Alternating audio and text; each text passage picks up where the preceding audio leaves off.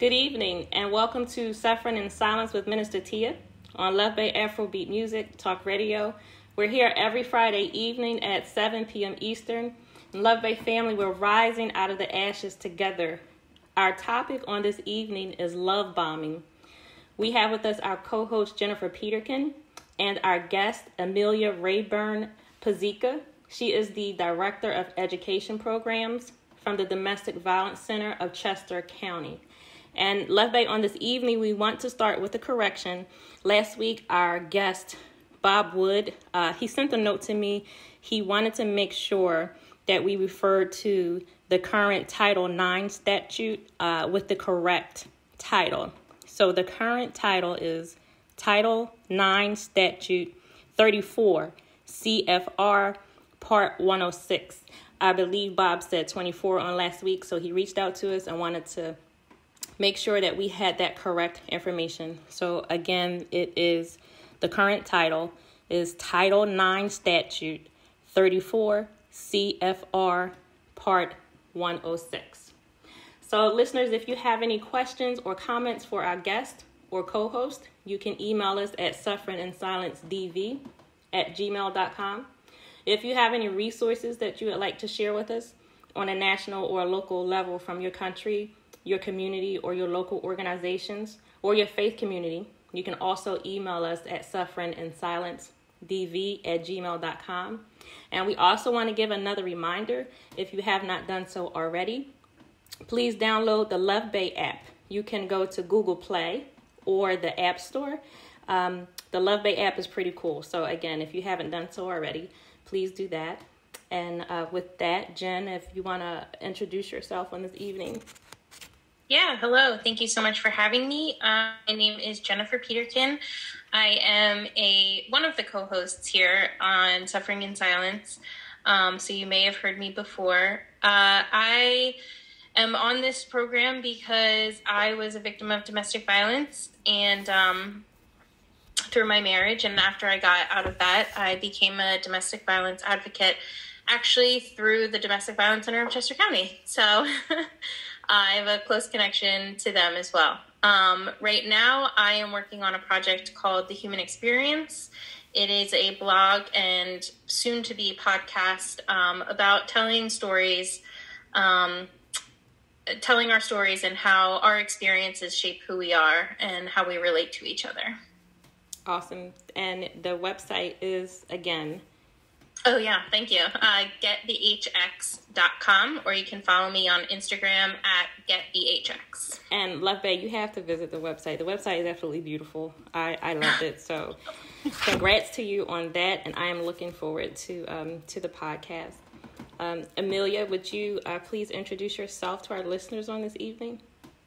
I am glad to. Hi, everyone. My name is Amelia. I am the Director of Education Programs for the Domestic Violence Center of Chester County here in Pennsylvania.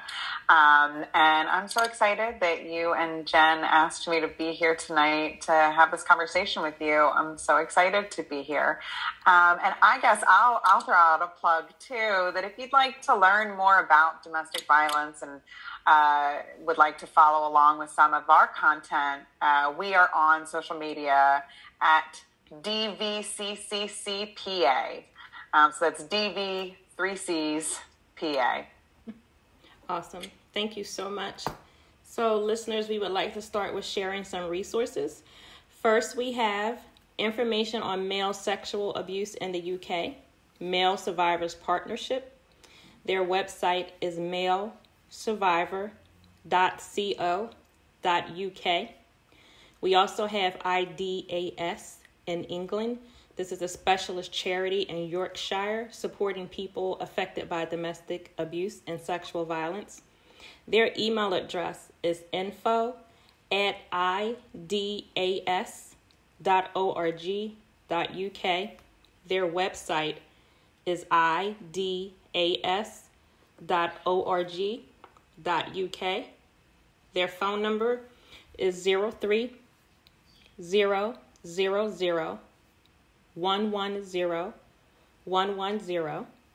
We also have Befrienders Volunteer Action to Prevent Suicide. To find the helpline by country, you can visit their website, befrienders.org. And we also have Rape, Abuse, and Incest National Network, also known as RAIN. Their website is www.rainn.org.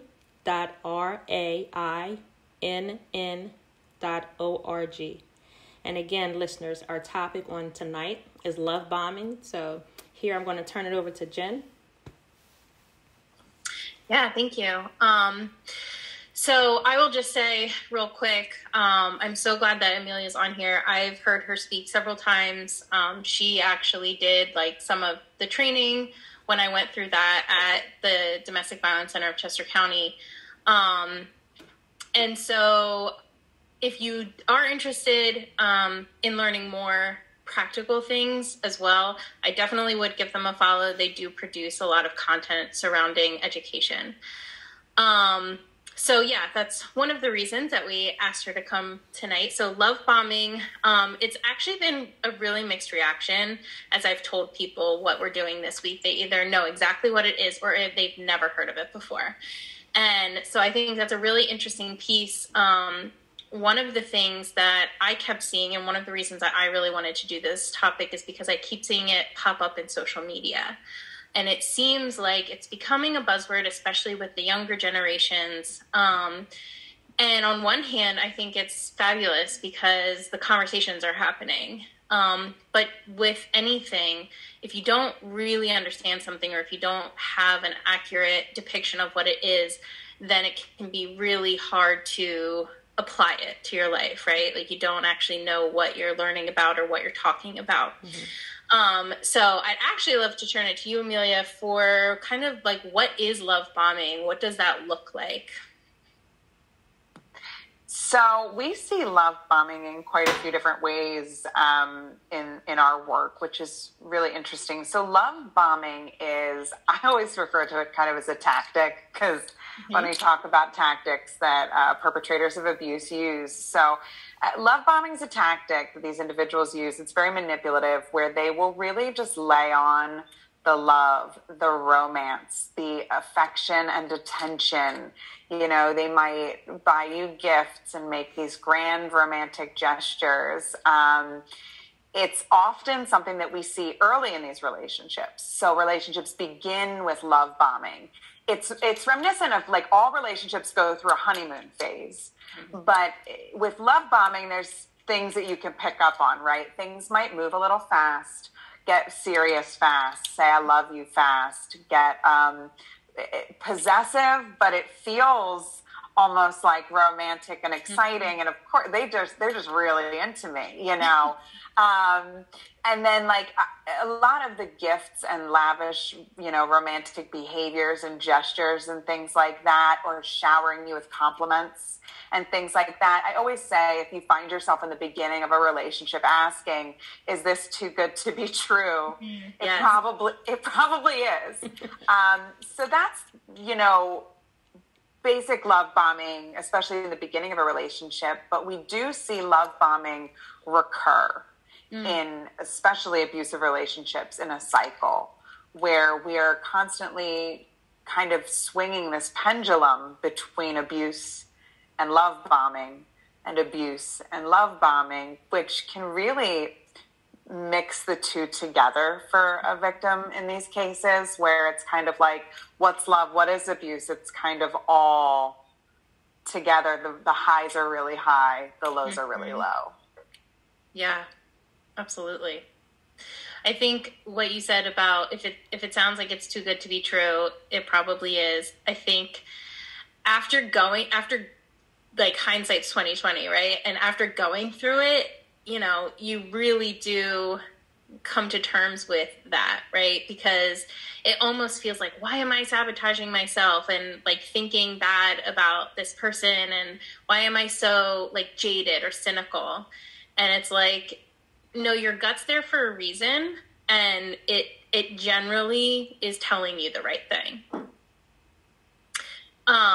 So, you know, some of the things that I think are important with kind of applying how love bombing works within abuse is, now, do you see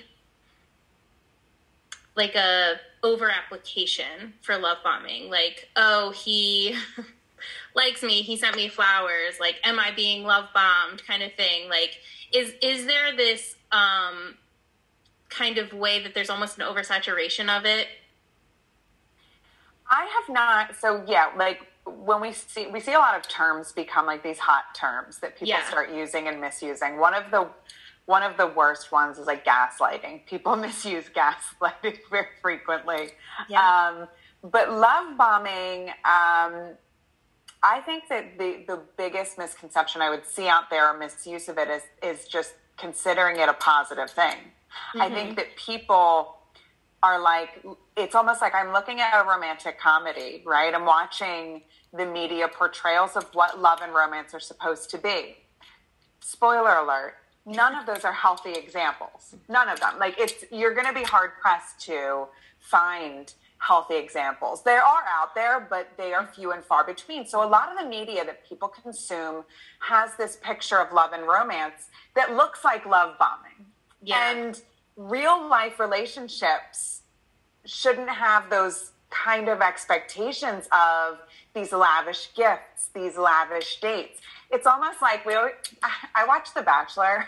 Mm-hmm. And I hate to admit that. But they go on these big romantic, lavish experiences all dressed up. So like it almost is like that in the beginning. Like, am I in a movie kind of a thing?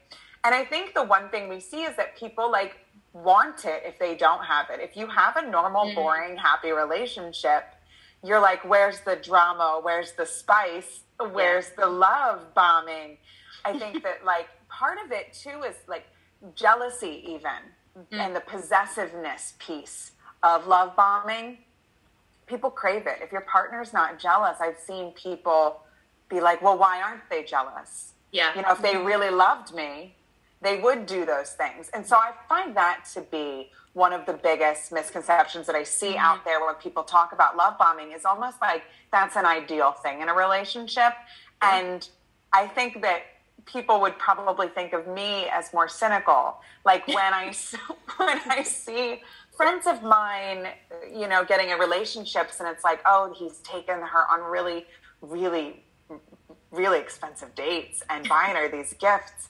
And then I'm like, let me look into this person. I'm looking in, and he's taken previous partners on very lavish dates and trips and fancy gifts and all the same things. And I'm like, I'm seeing a pattern here.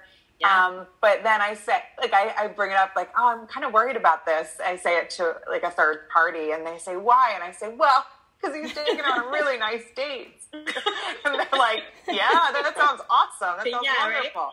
So I think that's one of the biggest things, is that people don't think of it as a red flag like it can be.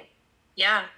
No, that's really true. And it's a really good point about the larger conversation of how far we are from like healthy relationship in our society, that everything that we consume is dysfunctional. And everything that's seen as romantic or as desirable is actually dysfunction. Highly functioning dysfunction. Tia, do you have any questions that you'd like to ask or comments? Well, for me, I know some people may be initially impressed with the attention of love bombing, but it can quickly grow into an abusive issue. I often tell people, you don't meet someone on Tuesday and then Friday you're engaged. That's completely problematic and totally unhealthy.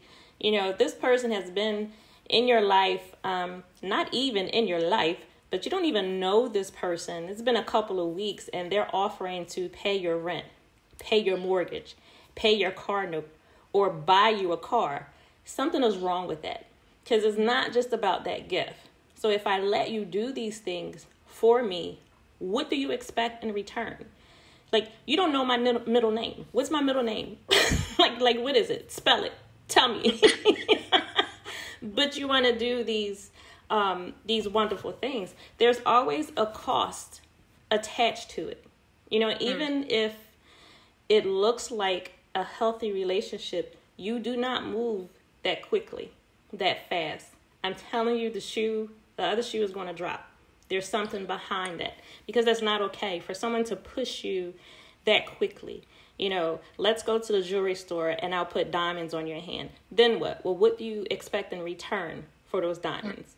And it doesn't have to always be physical. It could be your time and your attention that they want, just solely focused on them. It could be mental and emotional, and that is just as draining. There are just some red flags that I wanted to share, and I went on the Mind Body Green website, and I just looked up some information on love bombing. So I wanted to throw these out there. So just so we can have some practical, things. So one, they give you constant compliments. I mean, constant. It's one thing to say you look beautiful today, but every 2 minutes, you're telling me how wonderful I look, how wonderful I am. That's something is wrong with that. It is. They bombard you with gifts, lavish gifts, even small gifts, but constantly. And again, you don't know me. You don't know who I am. So why are you spending this amount of money on me? Why when I turn around, I see a dozen roses, everywhere I turn? That's not normal. It's not. That's movie stuff. The relationship feels intense and unbalanced. Saying I love you too soon. Again, you don't meet someone on Tuesday and you're engaged Friday. They expect a lot of attention. Just about all of your attention. Everything that you do and say has to be revolved around this person.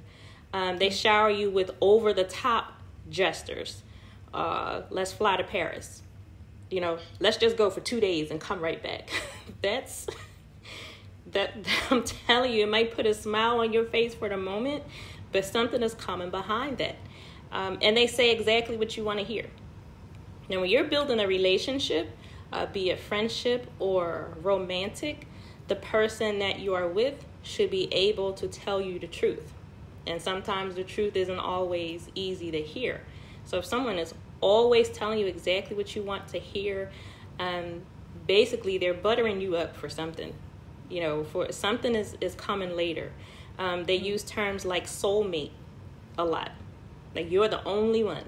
You are the only one in this world that could be for me. You're my only match.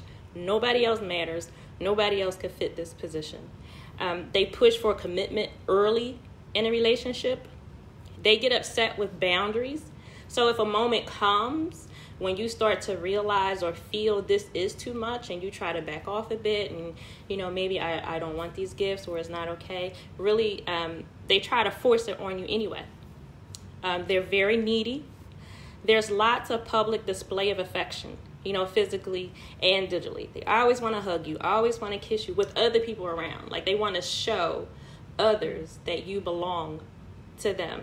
And then the last red flag that I have, and then I'll turn it over to you guys, it's you feel like you have to tread lightly. It's not a good feeling when you feel like he or she is going to give me a gift that I don't want to take, or they're going to make a gesture that I feel uncomfortable with, but I'm also uncomfortable telling them that I don't want to receive this, I don't need this, I don't want this. That's a problem. When you have to be careful, when you're walking on eggshells, that's a problem. So again, in the beginning, you might feel great. There are these good bubbly feelings and it's exciting, but that does not last. The bubble will burst. Absolutely. One of the things there are a couple things that I had to take notes on as you went through those that really stood out to me. And I think that they're really great. One of them is talking about the intensity. I have that conversation a lot when I'm out giving education programs, is when you're looking at a question, at a relationship, you can ask yourself the question, this feels intense. Mm-hmm.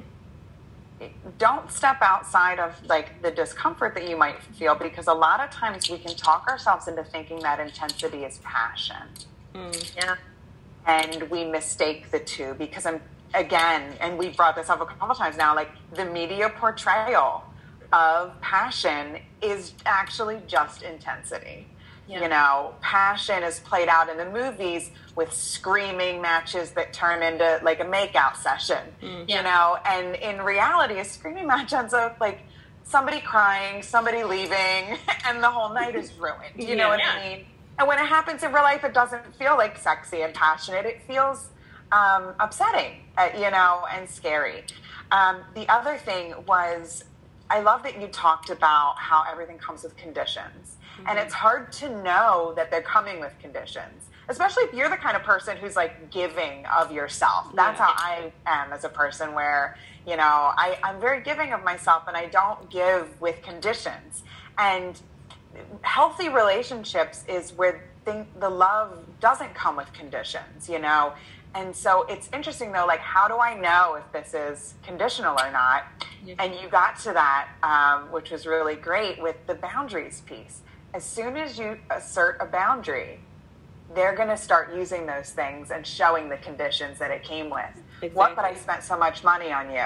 What, but I just bought you A, B, C, D? Exactly. What, but we just went on this beautiful trip? And that's how you see that's how you know in those kind of interactions. And you're so right. It becomes, at first, it's romantic. They are so attentive, and the attention is a flattering thing.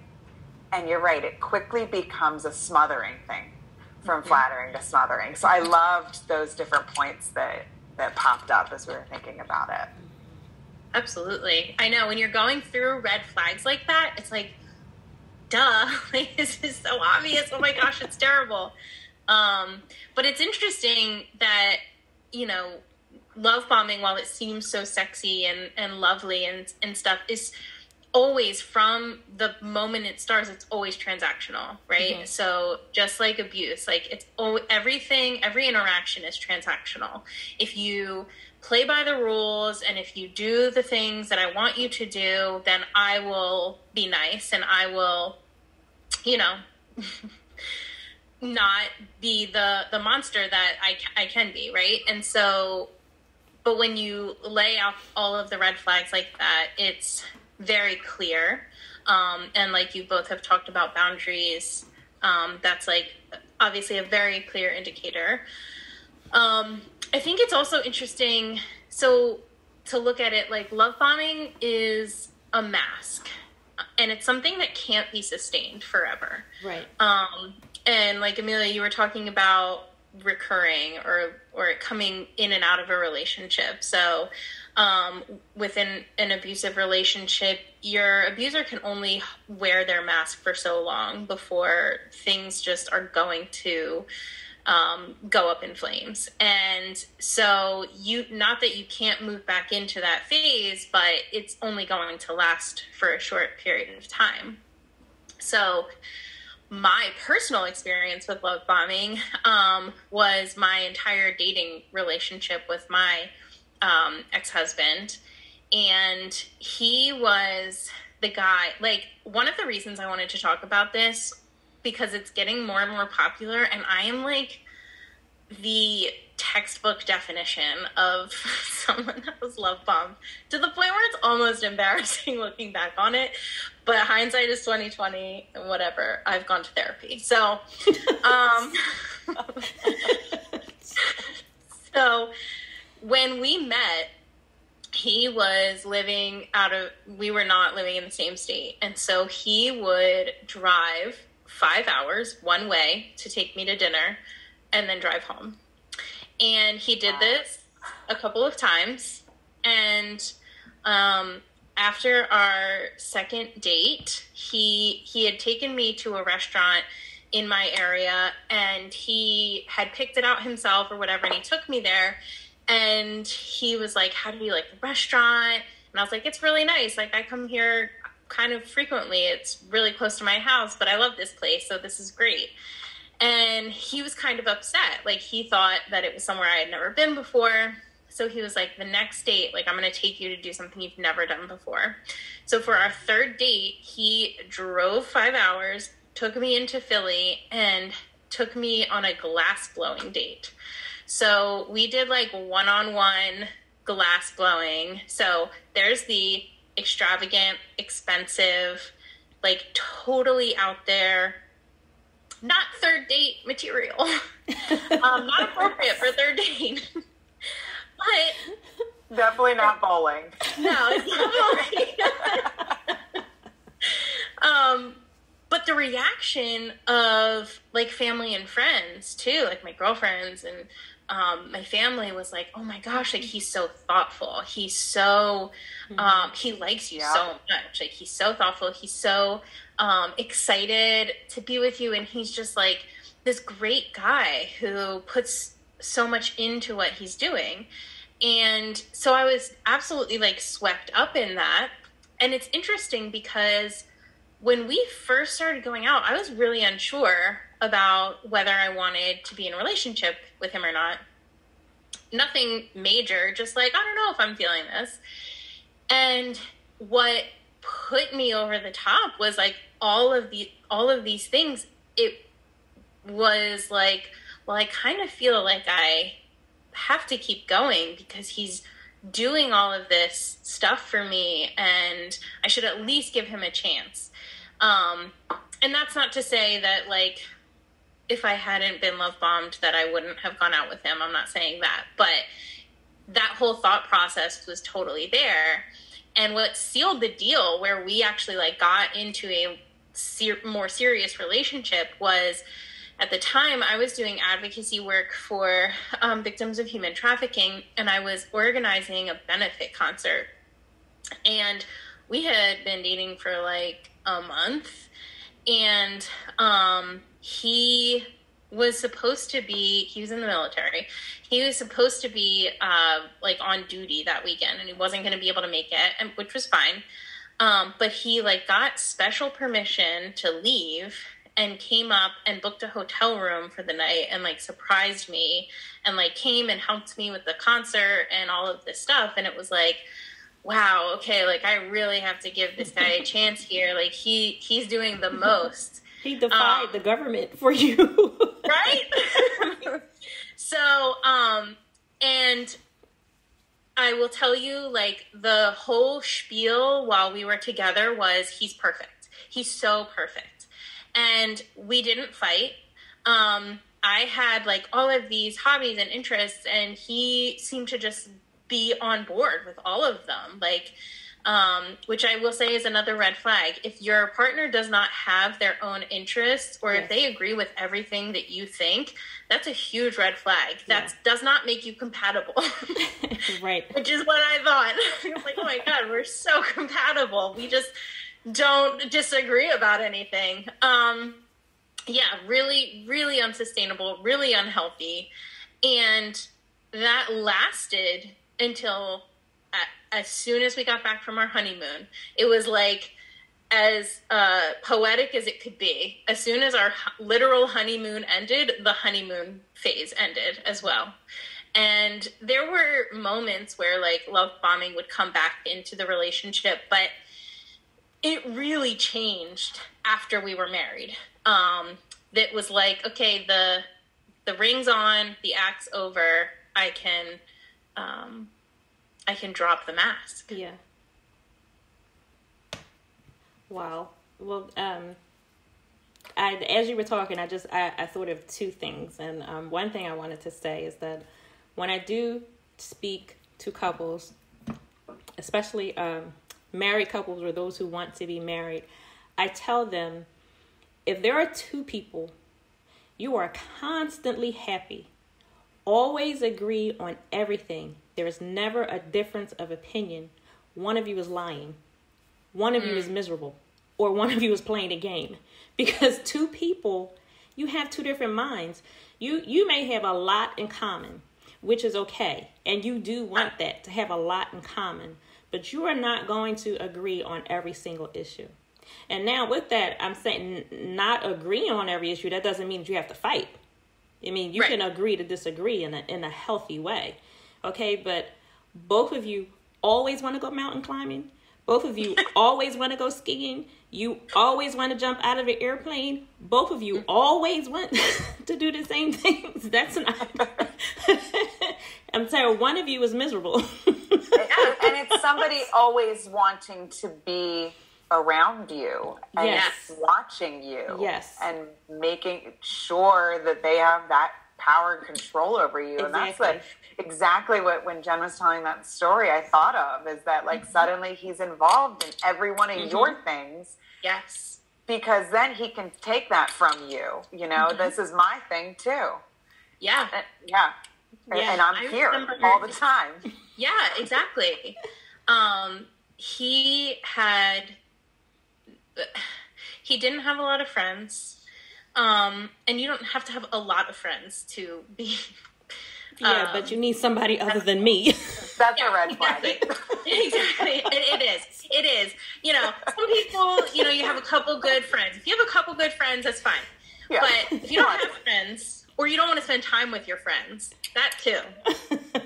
So it's one of those things, again, where like it seems sexy that somebody wants you to be their entire world, and it's not. Yeah. And I can tell you from experience, it doesn't feel sexy. It feels like prison. It feels like the walls are closing in around you and you're suffocating. And I remember at one point, like one of my lifelong goals, dreams, is to write a book. And, you know, I had obviously shared that with him and I, you know, had been writing a book and some stuff happened and I had stopped and whatever. It was just like, this is a journey for me and whatever. And all of a sudden, guess who's writing a book? And I was like, you have got to be kidding me. And this was kind of towards the ends of things. And I was like, absolutely not. You are not writing a book. You're not allowed to write a book.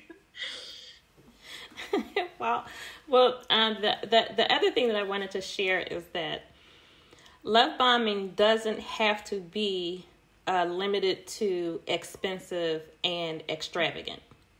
So now, my personal experience that I had some time ago, I had a friendship with someone, and it was just friends, and I was clear about that.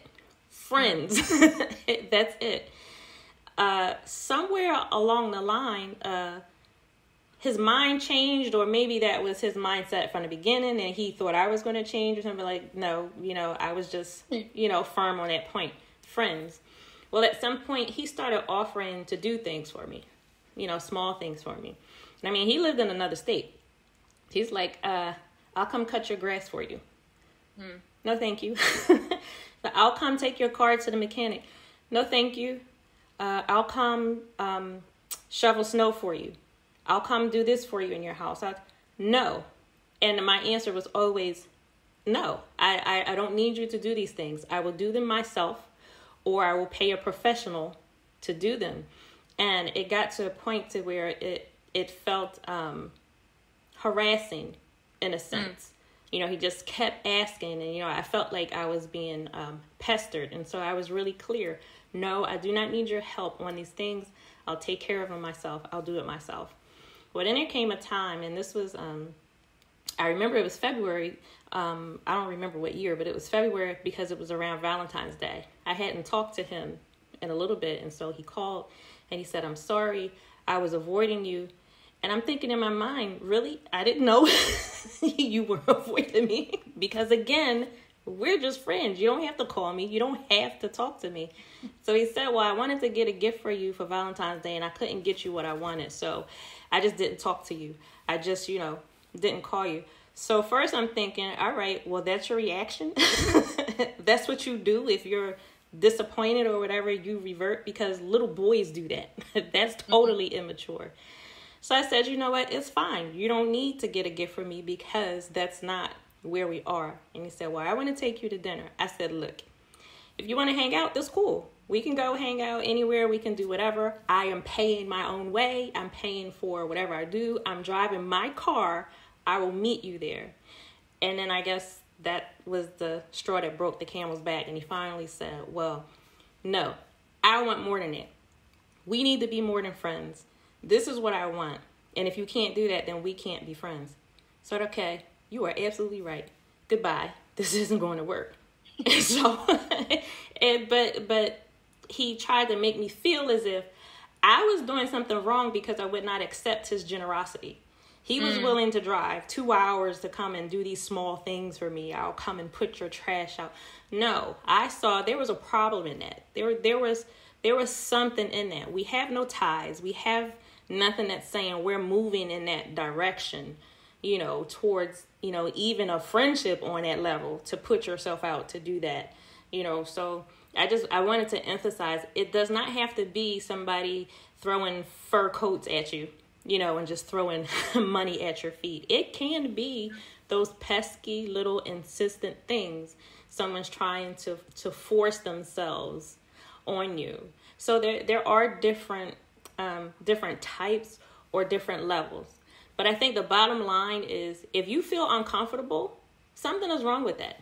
So no, I don't want you to come and shovel my snow. No, I do not want you to fly me to London. No. A to Z. It's the classic, John Cusack from the 80s movie, yes, holding a boombox outside of your window. Tell you, when I was in ninth grade, a boy did that, and I was instantly creeped out. I did have a crush on you until you showed up to my house without me knowing that you were coming over. But it can be those big romantic gestures that don't take much money, but they take a lot of time and thought. Mm-hmm. Yeah. Or it can be I wait at your locker every single day, in school. I bring you lunch at work every single day. I do these little things even without asking permission to do it. I just show up and do it. Surprise. Isn't this such a romantic surprise? And I love how, you discussed how he tried to spin it on you and make you feel guilty. What's wrong with you that you don't find this romantic, that you're not attracted to this? And it's similar with Jen's friends and family being this is so romantic. This is such a good thing. It's imagine being in that situation and everyone's reinforcing that. And you really do feel like the only one who's got doubts, who feels uncomfortable. Sure. We start second guessing ourselves. We start thinking maybe there is something wrong with me. Mm-hmm. Maybe this is a good situation that I should be in. You know what I mean? Mm-hmm. And that can be something troublesome at the beginning of those relationships, is if everyone's reinforcing that this is something that's great and that there's something wrong with you, that you're not interested in a person who would be going out of their way to do these things, that's unhelpful, and that's a big piece though of what happens with relationships that begin with that love bombing, which most abusive relationships do. And so a lot of people are, from the beginning of the relationship, kind of under the same spell, they cast a spell over everyone and everyone loves them, but it does continue to recur, as you said. And that's one thing I think is important to touch on, is that these relationships, once they, start feeling a little more intense and not in a great way, and the tension starts building, we eventually do reach often abusive incidents, right? Whether it be, verbal, emotional, what have you, but something finally snaps, crosses the line, right? And immediately after, the love bombing starts again. Mm-hmm. And that's an important thing to note, is because immediately after I explode, I'm apologizing and promising things are going to get better. That'll never happen again. I promise things will be better. And then I start the love bombing. So to prove to you that things are better. And a lot of people see that part of the relationship, the love bombing comes back. I start doing romantic things, showering you with attention, doing all the things that you'd asked of me before. Things aren't just better, they're better than ever before. Hell, healthy relationships don't even go through that, right? Mm-hmm. So, in that situation, it's kind of you're questioning again. Things are really good now. And was that just kind of a slip up, and we're falling back into a good pattern and in a good place? And that can be really confusing and difficult. And a lot of people get focused on that piece of things, and over time kind of think other stuff is just stuff that relationships go through. Relationships take hard work. We're sitting here tonight saying, it's normal to disagree in relationships. It's normal to get in arguments. Yeah. It's normal to, and in that situation, it's like, I remember, being a survivor myself, being in that cycle of abuse, and the love bombing made me think, well, this is worth fighting for. Yeah. Yeah. And that's a big piece of it when it's later on in the relationship, right? Like moving on past that first love bombing to get you invested. If we fall for it, which we often do, it's hard not to.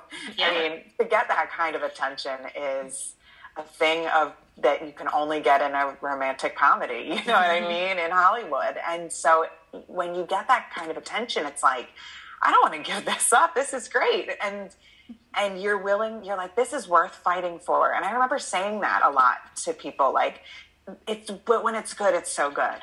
Things are so good. And I'd look at like healthy relationships around me and think how boring. Our relationship has so much romance and passion and intensity and now that I'm in a healthy relationship, I'm like, I love the boring. This is the good stuff. This is the good stuff. Can we just eat ice cream and watch television? Yes, because once you're outside of it for the first time and you're able to be outside of it looking in, clear from that smoke screen of like love bombing and abuse, you can be like, wow, none of that was actual love. Right. And love, and that's a big thing to really differentiate, is that love bombing is not love in any way, shape, or form. And you can have love without all of the extravagant things that love bombing comes along with. You can have love without the intense passion, without the smolder, without the helicopter over New York City. Yeah. Right? Right. Well, Luv Bay, we want to welcome you again to Suffering in Silence with Minister Tia on Luv Bay Afrobeat Music Talk Radio. We are here with you every Friday evening at 7 p.m. Eastern with a replay on Tuesday evenings at 7 p.m. Eastern. Luv Bay, we are continuing to rise out of the ashes together. For information on male sexual abuse in the United States, you can go to malesurvivor.org. We also have the National Sexual Assault Hotline. Their number is 1-800-656-4673. We also have the National Sexual Violence Resource Center. Their website is www.nsvrc.org. We also have the National Suicide Prevention Lifeline. Their number is 1-800-273-8255. And we have the National Domestic Violence Hotline. Their number is 1-800-799-7233. And the teletype number is 1-800-787-3224. And Amelia, I would ask you if you would share the contact information for the Domestic Violence Center of Chester County. Yes, so you can find us online at dvccpa.org, and you can find out all about our services that way, as well as following us on social media at dvccpa. But if you are in the Chester County area in Pennsylvania, you can feel free to reach out to our 24-hour hotline. It's available with a trained counselor on the other end, holidays, weekends, overnight, at 1-888-711-6270. Thank you so much. Jen, I'll turn it back to you. Yeah, thank you. Yeah, so what I was thinking about while you guys were talking is, we're talking about the cycle of abuse, and we're talking about how when things are really good, they're great, and you feel so good about it, and your lows are low. And I think this is another part of, people not understanding why people stay in relationships. And so just, I think, wanting to draw attention to the fact that this is it. This is one of the reasons people stay, because the intensity of the love bombing and the, affection and the grand gestures and the romanticizing of all of that, it's part of it, and like you said, Amelia, when you get into this cycle, like, it just becomes a part of your life. It becomes a part of your relationship, and it is so normalized. We are creatures that are very able to normalize quickly, and I think it's one thing we don't really realize about ourselves. Once we start doing things a couple of times, we're in it. Like, we're done, we're good, we're sold. So yeah, I think that's a really important thing to note. Also, as we've been talking, it's, I look back at my family and friends that were so unaware of, I was unaware of what was happening. They were unaware of what was happening. And it just brings me back to the fact that a lot of people that I talked to tonight, like, did not know what love bombing was, didn't know the term. And, I actually have had more people ask me about tonight's episode than any episode we've done before, because it was like, what is that? Like, it sounds kind of cool. Like, what does that mean? Yeah. Love bombing. But yeah, so I just wanted to draw attention to those things. But as we're talking about, how to recognize the signs, what are some ways that you can kind of protect yourself or know how to behave if you think you're in this type of situation, or you think this is happening to you, or might start happening to you? The biggest thing that I can say is to start conversations early as you can about your boundaries in relationships. Do not let boundaries even be tested without starting to very clearly communicate them early in a relationship, and regularly. I might not have an opportunity to communicate a boundary until a few months into a relationship. Communicate it, though. So that's one of the biggest things. The other thing is, one of the issues that I often see myself having in a relationship history, but also with a lot of individuals, is that we doubt our gut feeling. My gut is telling me something, and my head always thinks it knows better. Mm-hmm. And I try and talk myself out of that gut feeling, and I try and rationalize why I feel that way. And to bring it back to like romantic comedies or like movies, in these romance movies, when someone starts pulling away because they're like, this is too much, the other person's always like, you're just scared. And they're like, you're right, I'm just scared. And it's like, that's not a good thing. Like, you shouldn't feel scared in the beginning of a relationship. Right? Now you're going to pump me into doing it. And so that's what I'm saying. It's like, don't even let your head or anybody be like, you're just scared. Like, yeah, I am kind of scared right now. And I need a little space to, like, process why I'm feeling this way. Yeah. So, like, don't be afraid to, when you have a gut feeling about something, to, like, step outside of the relationship and, like, think about it, talk about it. Talk with a really healthy third party in your life about it. Like, if you have a really good friend or family member that's like super non-judgmental, always has your back, is the kind of person that's going to be real with you in a loving way, bounce it off of them.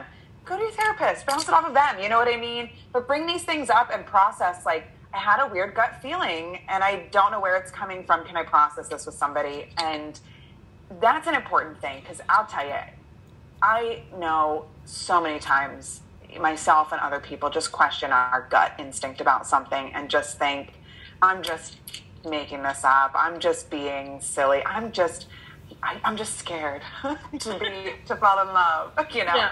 Yeah. I think that's a really good point. First of all,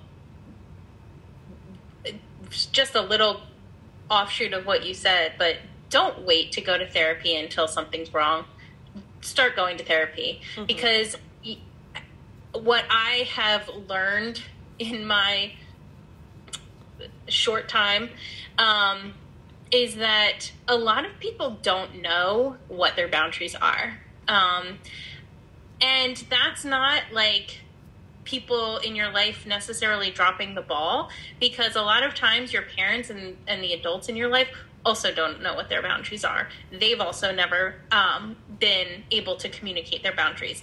So one of the healthiest things that you can do for yourself is to know what boundaries are, what your boundaries are, and how to enforce them. And therapy will enable you to do that. If you don't have the equipping to do that yourself, or you haven't been taught how to do that, don't wait until you have experienced trauma to go to therapy. That's not what therapy is. It's not only for people that have experienced trauma. It's good for everybody. I think everybody should go to therapy. So yeah, I think that that's a really important piece, because we talk about boundaries a lot here. And I know for me personally, like, I had to learn after experiencing my trauma and realizing actually there were people in my life prior to my husband that were not respecting boundaries, and it was just kind of a very common thing in my life, and I think that's a common thing in a lot of people's lives. So yeah, go to therapy. You'll be a lot happier and a lot better off if you do. Mm-hmm. The other thing that I was going to mention is that, you know, with the trusting your gut, we are so hard on ourselves. And, you know, I just challenge anybody to think of things this way, because I do this for myself sometimes. You know, I'll be beating myself up internally for something that I did or said. And I'm like, how would you respond to your friend if they told you that they had done this or that they were experiencing this? You would never be as hard on them as you are being on yourself. And you would never mistrust your friend as much as you mistrust your own feelings and your own self. So just, you know, something to keep in mind as you learn how to trust your gut as a reliable source of information for yourself.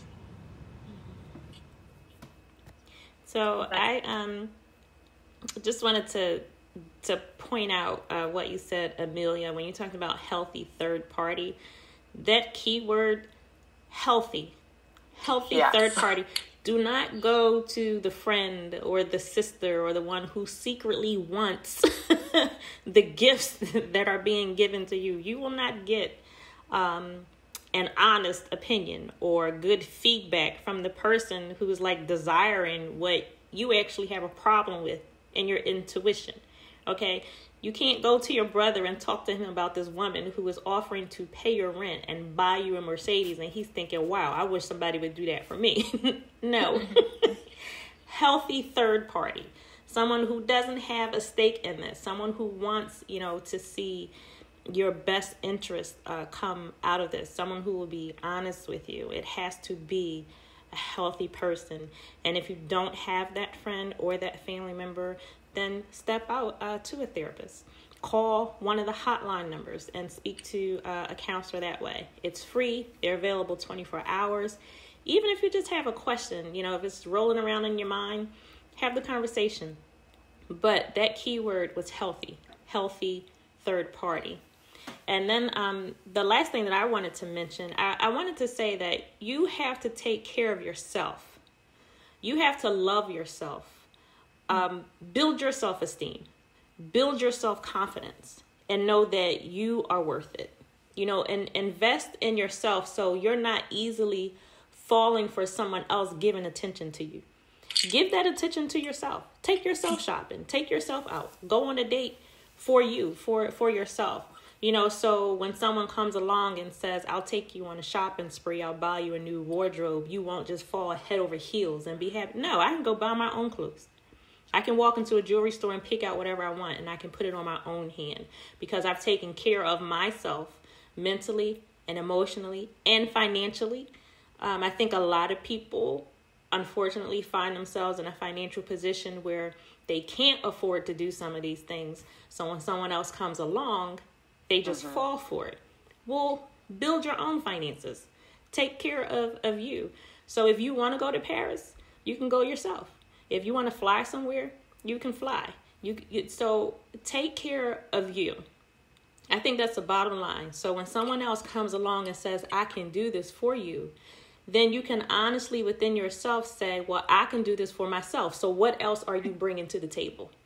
So you can't get me with the gifts and the money. You can't flatter me with the words, because I look in the mirror myself and tell myself that I'm beautiful. I don't need you to say that to me. It's really nice, but I'm not going to get all giggly and bubbly because you said it, right? I say it to myself. So I think that's a huge part of how also we can protect ourselves by just loving us. You know, it's really nice to hear compliments from other people, but don't live for that, because you might not hear it. And then when you do hear it, it may not be sincere. There may be something under that. So be in a position where you are loving you and building you. And when you build yourself up, when you put that attention into yourself, someone else can't easily come along and tear it down. Really can't. Self-worth means a lot. So invest in yourself. That resonates so much with me. What you said is like taking yourself out, doing things for you. That was when I left my abusive relationship. That was the one. People are always like, how did you get to a place where you were ready to date again, where you felt safe and confident, you know, putting yourself back out there? I said, well, the first thing I did is I fell back in love with myself. I took myself out to do things. I took myself to the art museum. I bought myself box seats to the opera. Like, what a wild thing. But that, and the biggest thing was that these are things that were not connected to him in any way, shape, or form, that he had not taken and inserted himself into, you know, which these often possessive partners tend to do, is they bogart your dreams and your things. So I started taking myself out and doing those things that I loved, that reminded me of me, that like brought me back to like my core me and made me, fed my inner child. You know what I mean? With these, maybe not extravagant, but like the sentiment is better than any extravagance for me. But some of them were extravagant. But like spending an afternoon reading a really amazing book was enough for me. You know, that was something that was so powerful. And I love what you said is one of my favorite quotes leaving an abusive relationship is, I know what I bring to the table, so I'm not afraid to eat alone. Right. I love that. That is beautiful. Ooh, I love that. Yeah, I agree. That really resonates. And that's absolutely beautiful what you said, Tia. I think so many of us don't know how to be alone. And there's a bigger conversation in our culture, in our society, about especially women being alone and, you know, the cultural currency of that. So there is a larger conversation there, but I think we are progressing and we are in a space where largely women are fed up. So yeah, I think we may be turning a corner, and that's always great to see. Because the truth is that you have to live with you forever, right? So you have to love you. That's the most important.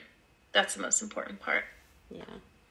Look, I tell people, single is sexy. Single is beautiful. It is. You have to lean into it, and you have to do it the right way. And that is not allowing someone else to invade your singleness and push you to somewhere you don't want to be. And when you do it right, being single, when you love you and when you come to that place of maturity, then you can step into a relationship.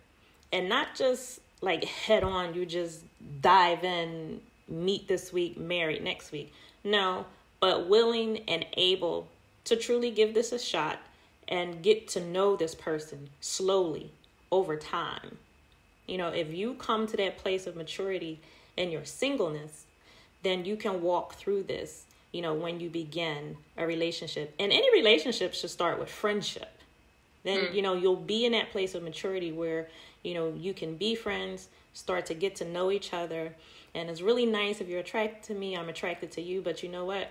I'm not head over heels. I'm not about to sign my house over to you. You know what? My house keys, my car, my blood type, all that. No. But there's something to be said, about loving you and taking care of you. Yeah, absolutely. I think you, whatever you decide, there's no wrong way to live your life in terms of whether you want to be single, whether you want to be in a relationship. Those desires are not wrong either way. But there is something really special about coming to a place. And I, even just the past couple of years, like personally have come into this place where I am like, I really like my life, and I don't know if I want to add anybody in because I'm kind of cool and I'm good. I just got back from Egypt by myself, and I have never been happier, and I'm just so excited to be where I am. But part of that was coming to a place of liking who I am. Yes, that is absolutely amazing. I totally agree with you, and I am totally happy, for you. So, ladies, as we have come up on the hour, Amelia, we want to give you the final word for the evening. Is there something that you would like to leave the listeners with on tonight? I would just like everybody to trust their instinct and know that love bombing is not love, and there is real love out there for every one of you. Thank you so much. Luv Bay, if you want to catch up on previous episodes from the program, you can visit our YouTube channel at Suffering in Silence DV. We thank you for joining Suffering in Silence with Minister Tia on Luv Bay Afrobeat Music Talk Radio. We are here with you every Friday evening at 7 p.m. Eastern. Luv Bay family, we continue to rise out of the ashes together. Good evening.